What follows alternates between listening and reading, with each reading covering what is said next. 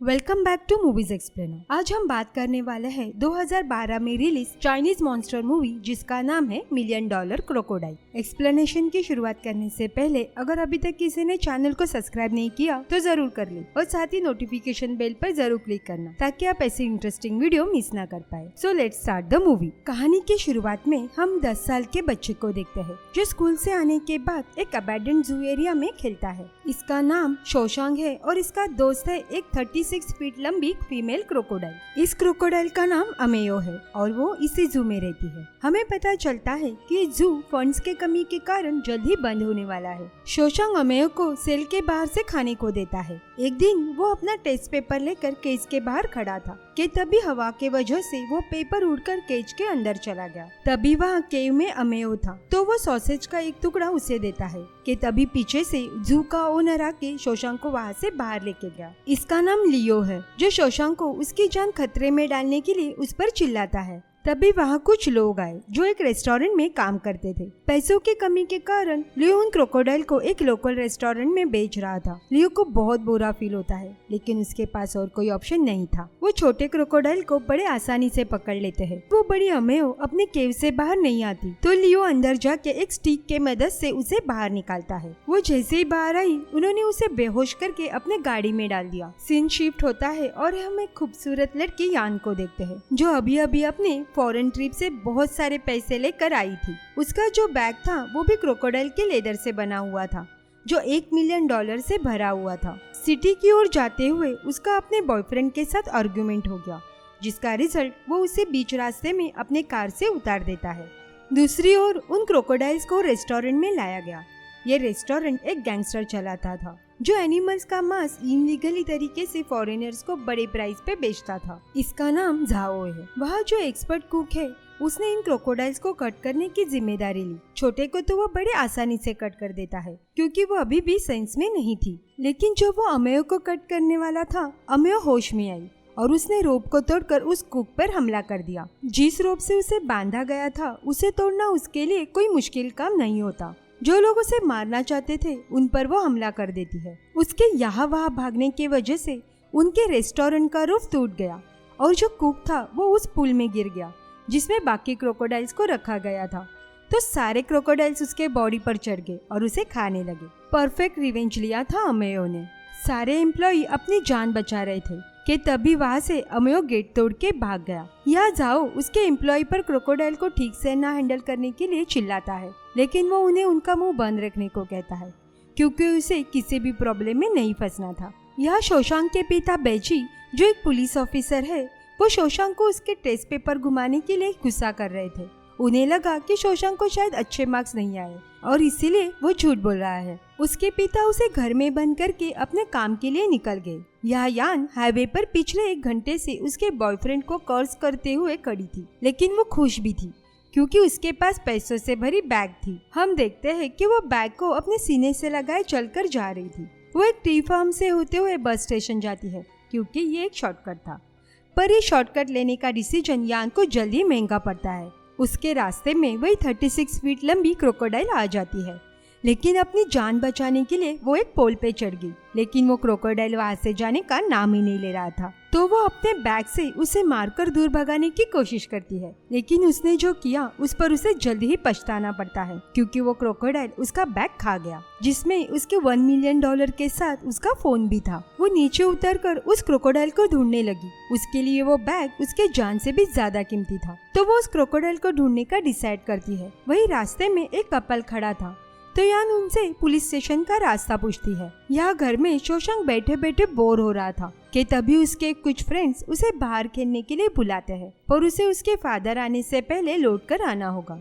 ये सोचकर वो अपने फ्रेंड के साथ खेलने निकल गया। यहाँ पुलिस स्टेशन में यान बेजी से मिली। बेजी को लगा कि वो कोई प्रैंक कर रही होगी तो वो उसका विश्वास नहीं करता क्योंकि वो जो भी कह रही थी उस पर बिलीव करना मुश्किल था। तो वो उसे उस क्रोकोडाइल के एग्जिस्टेंस प्रूव करने को कहता है। तो यान उसे लेकर फिर से उस जगह गई और वहाँ क्या क्या हुआ वो ब्रीफ करती है। यान फिर से उसी कपल से मिली। उन्हें पूछने पर वो कपल साफ इनकार कर देते हैं कि उन्होंने इतने बड़े क्रोकोडाइल को देखा। बेजी श्योर होता है कि यान को कोई दिमागी बीमारी है या फिर वो उसे ट्रिक कर रही है तो बेजी वहाँ से चला जाता है, लेकिन यान उसका पीछा करना बंद नहीं करती।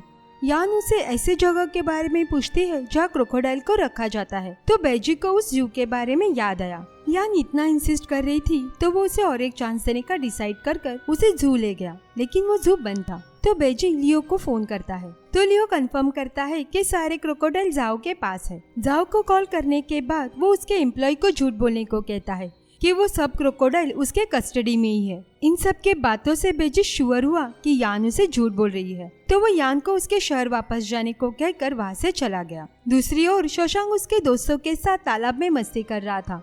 वो सब इस बात से बेखबर थे कि अमेयो उसी तालाब में आ चुकी है। तभी वहाँ पे एक आदमी अमेयो को देखकर सारे बच्चों को उसके बारे में वार्न करता है, लेकिन उसने दारू पी थी तो बच्चे उसके तरफ ध्यान नहीं देते।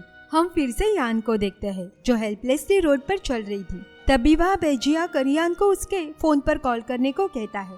कॉल करने पर रिंग जा रही थी, इससे यान को थोड़ा होप मिलता है। इसका मतलब अब तक वो क्रोकोडाइल ने उसके फोन को नहीं खाया होगा। बेजी यान को बस का टिकट निकालकर अपने शहर जाने को कहता है, लेकिन यान तैयार नहीं होती। तो बेजी उसे पकड़कर जबरदस्ती बस में बिठाता है, लेकिन यान भी का हार मारने वाली थी।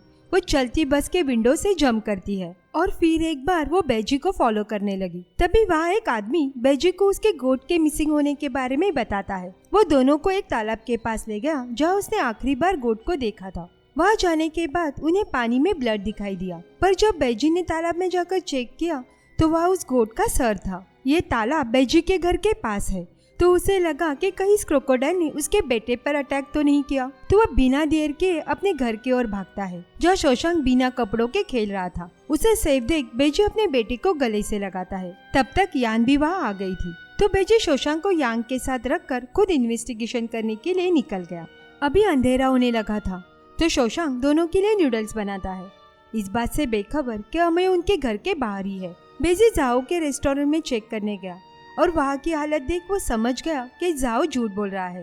वो क्रोकोडाइल यहाँ से भाग चुका है। जाओ को बेजी ऑफिशियल कंप्लेंट फाइल करने को कहता है। फिर वो लुई को कॉल करके इस क्रोकोडाइल के बारे में इन्फॉर्म करता है। लियो उसे कहता है कि वो क्रोकोडाइल एक फीमेल है और वो अंडे देने के लिए पानी के आसपास ही होगी। बेजी का घर पानी के पास ही था, तो वो अपने बेटे को बचाने के लिए घर की ओर भागता है, लेकिन तब तक वो क्रोकोडाइल घर में एंटर कर चुकी थी। वो सीढ़ियों से ऊपर के फ्लोर तक जाती है। फिर तभी शशांक उसे देख लेता है। वो क्रोकोडाइल शांत थी, वो शशांक को कोई भी नुकसान नहीं करना चाहती थी, लेकिन जब यान उसे चाकू से डराती है तो अमेय को वो रेस्टोरेंट के कुक की याद आ गई। तो वो खुद को बचाने के लिए उनके पीछे पड़ गई। दोनों अपनी जान बचाने के लिए पूरे घर में भागते हैं। वो खुद को एक लॉक रूम में बंद करते हैं, लेकिन वो अमेय से बच नहीं पाते। वो दीवार को तोड़ के अंदर आती है तो शशांक घर के रूप पे चढ़ गया, लेकिन यान को ऊपर चढ़ने में दिक्कत हो रही थी। वो क्रोकोडाइल भी उससे ज्यादा दूर नहीं थी, लेकिन फॉर्चुनेटली बीचे आ गया और उसने अपने बाइक से अमेय को हिट किया। अमेय ऊपर से नीचे गिरकर घर से भाग गई, लेकिन तब तक बीजी का पूरा घर तहस नहस हो चुका था। पूरे टाउन में उस क्रोकोडाइल को लेकर अलर्ट जारी किया गया। वहाँ सोल्जर्स बुलाए गए और अभी ये न्यूज एक नेशनल न्यूज बन गई थी। जाओ को अकेला पाकर यान ने उसे पूछा कि एक क्रोकोडाइल अपना खाना कितने टाइम में हजम करती है। जाओ को इसके बारे में कुछ भी नहीं पता था, लेकिन वो कॉन्फिडेंटली झूठ बोलता है, कहता है कि उन्हें 1 घंटा लगता है। यान से बात करते हुए उसे पता चला उस क्रोकोडाइल के पेट में एक बैग है जिसमें $1 मिलियन है। तो ग्रीड में आकर वो क्रोकोडाइल दूसरे किसी के हाथ में लगने से पहले उसके आदमियों से क्रोकोडाइल को ढूंढने को कहता है। वो सब गाड़ी लेकर निकल पड़ते हैं, लेकिन ज्यादा दूर नहीं जा पाते।